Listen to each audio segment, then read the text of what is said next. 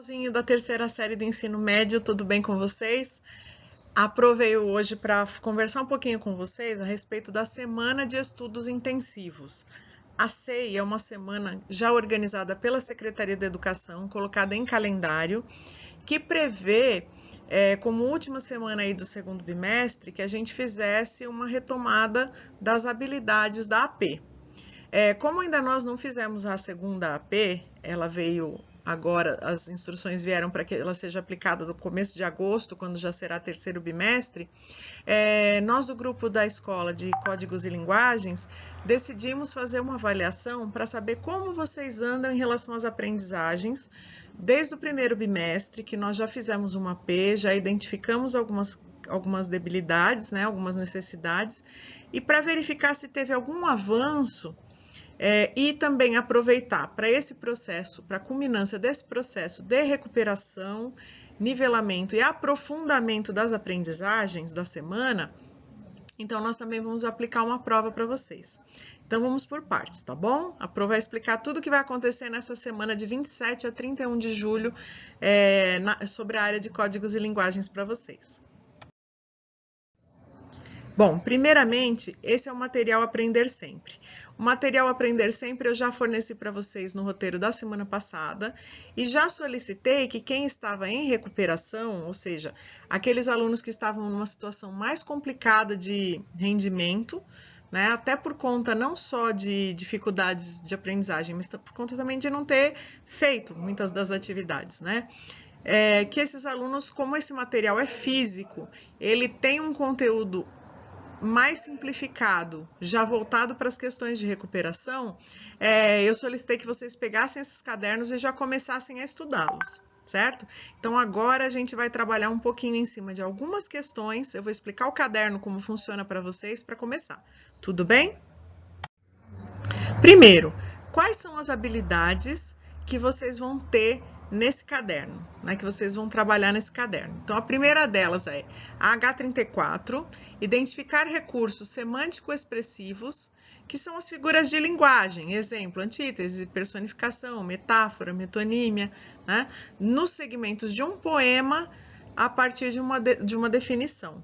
Então, vocês vão perceber a presença de figuras de linguagem nos textos e nos poemas, principalmente, tudo bem? Segunda habilidade, inferir propostas subentendidas do autor para a resolução de determinado problema, com base na compreensão global do texto. O que é essa compreensão global do texto? É você entender no todo do texto onde o autor quis chegar. Qual o objetivo dele? E que subentendidos, né? Inferir alguns subentendidos para a resolução de um determinado problema, de uma determinada questão, ele deixa o que nas entrelinhas, tá? Então, a gente vai pensar sobre isso também. No H41, comparar e confrontar pontos de vista diferentes relacionados ao texto literário no que diz respeito a histórias de leitura, deslegitimação ou legitimação popular ou acadêmica, condições de produção, né, circulação e recepção dos textos, agentes no campo específico, autores, financiadores, críticos, leitores. Então, toda a questão relacionada ao contexto de produção das histórias literárias, né? Ou seja, contexto de produção por quem foi escrito, onde, né? Em que contexto, para que público, onde vai chegar, com que intenção, né? Então, tudo isso que cerca as obras literárias, ok? Então, vamos lá, vamos começar? Para começar, eu trouxe para vocês um exemplo aqui do que eles trabalharam com H34, porque é um caderno, como eu falei para vocês, bem fácil, bem tranquilo, de exercícios fáceis, né? Porque ele é voltado para situações de recuperação e para aqueles alunos que estão bem, ele vai servir ao aprofundamento. Tá? Você vai trabalhar um pouquinho mais com essas habilidades. Aqui começa dando a ideia realmente do que é essa linguagem metafórica, né? Então, eu vou olhar para uma cena ali que vocês estão vendo que tem um pé chutando um balde, né? E o que você vê na foto? Descreva o que você vê na foto. E aí você parar para refletir sobre essa metáfora utilizada em uma expressão conhecida. Não sei se o pai de vocês ou o avô de vocês utiliza, o meu pai utilizava, né? Ah, vou chutar o balde, né? O que será que significa chutar o balde? Então, é uma expressão criada a partir de uma metáfora, né? Eu cansei, eu vou derramar mesmo, eu vou liberar o que tem dentro de mim, né? Vou soltar, né? Então, vou falar tudo. Chega, né? Para mim já deu. Então, vou chutar o balde. Quem quiser que me escute. É mais ou menos isso. Então, aqui, uma metáfora. Até eu tinha pedido para o Vinícius trabalhar essa metáfora comigo pelo WhatsApp e deu certo, né, Vini? O Vini entendeu. E aí é mais ou menos isso, né, pessoal? É para a gente começar a trabalhar com a linguagem figurada ou conotativa, que é o contrário da linguagem denotativa ou de sentido real, concreto das palavras, tá certo? Bom, basicamente nesse caderno do Aprender Sempre da terceira série do médio, a gente vai trabalhar com 3 gêneros. Existem alguns exercícios que são a respeito de autobiografias, né? E o primeiro deles é esse que vocês estão vendo aí, sobre a Carolina Maria de Jesus. Depois vocês têm um trechinho da Malala, um trechinho, se não me engano, é do Saramago. Vocês têm outros autores com autobiografias.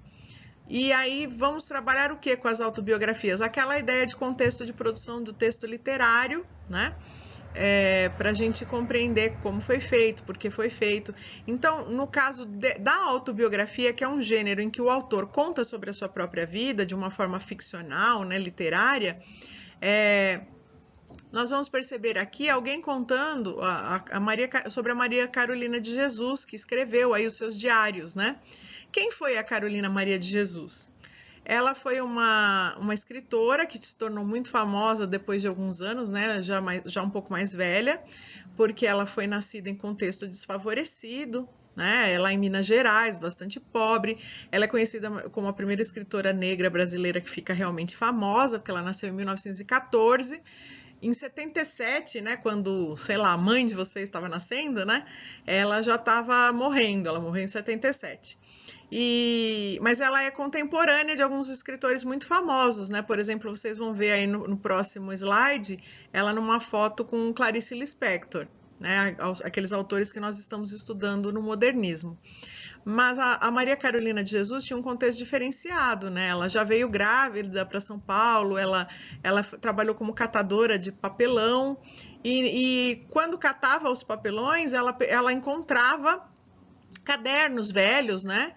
De pessoas que jogam caderno que ainda tem bastante folha sobrando, encontrava livros, e aí o que ela fazia? Ela escrevia nesses cadernos velhos, ela lia nesses livros, porque ela tinha aprendido a ler e escrever na escola, ela conseguiu ainda frequentar, aos 7 anos de idade ela entrou para a escola. Então, mesmo tendo tido 3 filhos, nunca foi casada, né, e teve toda essa situação de vida bem complicada, ela fez muito sucesso, porque um dia um jornalista foi até ela onde ela onde catava o lixo, né? Não sei se era uma cooperativa exatamente ou alguma coisa assim. E ela trabalhando nisso, e o repórter a conheceu e levou a história dela e levou os diários que ela fazia nessas folhas de caderno para o conhecimento da mídia, e da mídia ela ganhou um mundo e ela ficou famosa internacionalmente, e aí ficamos conhecendo a Maria Carolina de Jesus. Ela fez, né, o Quarto de Despejo, que é uma obra que está bastante famosa, e ela fez outras obras também, que vocês têm aí, inclusive no texto, tudo mencionado direitinho. Bom, então esse é o primeiro gênero que a gente vai trabalhar com essa habilidade. Aí vocês vão ter questões, né, sobre esses textos. Aí a imagem que eu mencionei para vocês, ó, quem não tem amigo, mas tem um livro, tem uma estrada, e ela com a Clarice Lispector. E depois as atividades, ó, no exemplo acima, o primeiro capítulo do livro diário da escritora Carolina Maria de Jesus. Notam-se alguns elementos importantes do discurso autobiográfico. Então, que discurso autobiográfico é esse? Ele tem um narrador, né? Como é esse narrador? Primeira ou terceira pessoa, né? Qual o assunto desse trecho? Então, vocês entenderem esse trecho. Quais dados sobre a pessoa narrada, né, nós podemos extrair? qual aspecto do relato lhe chamou mais atenção e por quê. Então, você considerar nessas questões os eventos da vida da pessoa, né? De que forma ela conta isso, tudo bem? Então, algumas questões aí de contextualização também vão acabar interferindo na obra, ainda mais quando se trata de uma autobiografia. Em sequência, nós temos uma atividade que eu acho que é a atividade um pouco mais trabalhosa do caderno, que é começar a esboçar a sua autobiografia. Então, que tal seguir a estrutura básica para esboçar o seu texto? E aí nós temos uma estrutura, olha lá, um título, iniciando com a apresentação da pessoa de quem se fala, né? Que você pode escolher o foco narrativo, desenvolvendo uma apresentação cronológica de partes importantes da sua vida. Então, a vidinha de vocês ainda é miúda, porque vocês são novinhos, mas já tem muita coisa para contar. Não precisa esperar estar mais velho, com 33 anos, com 40 anos, para começar a escrever, né? Vamos exercitar. E aí, colocar seus gostos, né? As coisas das quais vocês participam. E, enfim, se já trabalha, se faz alguma coisa diferente, algum curso, como que é para você essa visão sobre a escola, né? E terminar o relato com uma reflexão sobre as suas metas e sonhos, que é um projeto totalmente integrado, aí uma atividade totalmente integrada às aulas de projeto de vida, tá bom? E até mesmo de protagonismo, né? Essa visão de protagonismo que a escola PEI traz para vocês. E aí eles pedem para fazer aí umas 15 a 20 linhas. Eu não gosto normalmente de delimitar exatamente a quantidade de linhas, mas sim de pedir para vocês trabalharem e esgotarem o assunto, né? Trabalharem o texto da melhor forma possível. Tudo bem? Aí nós vamos ter uma sequência de poeminhas. Eu falo poeminhas pelo tamanho, mas poemas com poucos versos e muito conteúdo, né? A maioria deles que vai aparecer no caderno é de Mário Quintana. Até a Yalen comentou que no vídeo que ela fez, né? E teve duas alunas que fizeram sobre Mário Quintana. Eu vou divulgar para vocês também, ficou maravilhoso. O Mário Quintana, esse poeta das coisas simples, né? Que os outros passaram e ele passarinho, realmente, ele virou um passarinho, está sempre aqui entre nós, voando maravilhosamente, né? Então, vamos lá, relógio. O mais feroz dos animais domésticos é o relógio de parede. Conheço um que já devorou 3 gerações da minha família. Gente, vejam isso, 4 versos, palavras absolutamente cotidianas, corriqueiras, simples, né? Mas vejam a profundidade do conteúdo que ele traz. Então, esse é o Mário Quintana, tá? A profundidade da reflexão que ele traz em tão pouco. E aí, nós vamos ter uma questão para responder sobre cada poema, né? No caso desse poema, a questão é: ao caracterizar o relógio de parede como um animal doméstico e feroz, o poeta faz o quê? Óbvio que ele cria uma figura, né? Ele está comparando o relógio a um animal doméstico e feroz. Então, por quê? Porque ele destaca o quanto os animais domésticos podem ser perigosos. Reforça que não é sem lógica o medo de se ter um relógio em casa. Demonstra a forma como o tempo se disfarça em animal inofensivo. Ressalta que o tempo não perdoa ninguém e a morte chega para todos. Explica a importância de se ter um relógio na parede em vez de ter um animal doméstico. Bom, para quem entendeu a metáfora do texto, acho que fica muito claro que ele está falando que esse devorar do tempo, né? Ainda mais que ele toca em 3 gerações. 3 gerações já passaram. É óbvio que ele está falando da morte, né? Então, são questões desse tipo, para você analisar as figuras de linguagem, as metáforas, os implícitos, os subentendidos dos poemas. Tudo bem? Aqui, por último, nós temos um outro gênero textual, que é uma reportagem a respeito do shopping no Rio, que teve rolezinho de sem teto há 13 anos. Para a gente relembrar, né, que isso aconteceu. E aí esse evento, né, do sem teto ocuparem o shopping lá e fazer uma espécie já de prévia do rolezinho, que depois virou moda aí há um tempo atrás, como que a gente se posiciona, né? Em que contexto isso aconteceu? Será que a visão acaba sendo aquela visão de representatividade da classe C dentro de um ambiente que é assim a metáfora maior, né, do capitalismo, que afinal de contas a gente entra num shopping como se fosse um lugar, só aquelas vitrines, né, que você olha para tudo aquilo maravilhoso, caro, e que você normalmente não tem dinheiro para comprar, né? Então, como que é isso pra gente? Como que é visitar um ambiente como esse? Como será que é para um sem-teto? Né? Que representações isso pode gerar? Né? E aí, essa ênfase depois que teve a respeito da crítica em relação ao rolezinho, também é algo muito simbólico, né? O que esse rolezinho da galerinha se conectar pela internet e entrar no shopping significa para o jovem, né, da periferia? O que isso será que significa? E o que isso significa para o jovem classe média que está lá dentro e quer ter o seu conforto e a sua segurança preservados, né? O que significa para quem está observando das lojas, né? Com intuito de venda, um grupo que vai lá e não é para consumir, é para se manifestar, como que é isso? Para se encontrar, para conversar, como que é isso? Então são várias as visões. Então vocês percebem que dá para a gente pensar em o que é fato, o que é opinião e quais são os vários movimentos, né, as perspectivas sociais para encarar um mesmo fato. Tá bom? Então vocês vão fazer uma discussão aí sobre esse texto, aí eu só coloquei um trecho na tela, ele tá detalhado lá no caderno e vocês vão lê-lo completamente. E aqui, por fim, né, enquadrar o texto nesse quadro mesmo, né, de você colocar qual é o título, qual é a questão do autor, do veículo de divulgação, do fato que nem eu falei para vocês, né?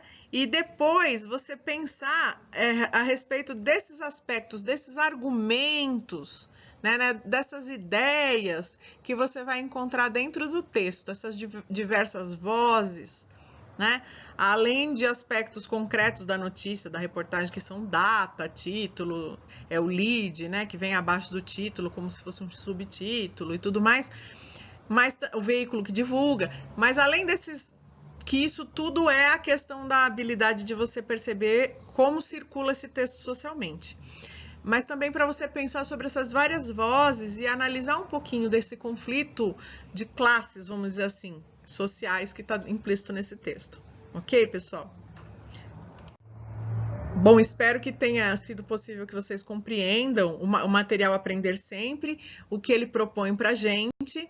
Ele tem mais alguns exercícios além dos que eu expliquei, mas com os que eu expliquei, eu imagino que vocês consigam atender aí o todo do material. E depois eu passo para vocês também gabarito, né? A gente discute as respostas, tá bom? Vou corrigir, né, no Google Class quando vocês postarem.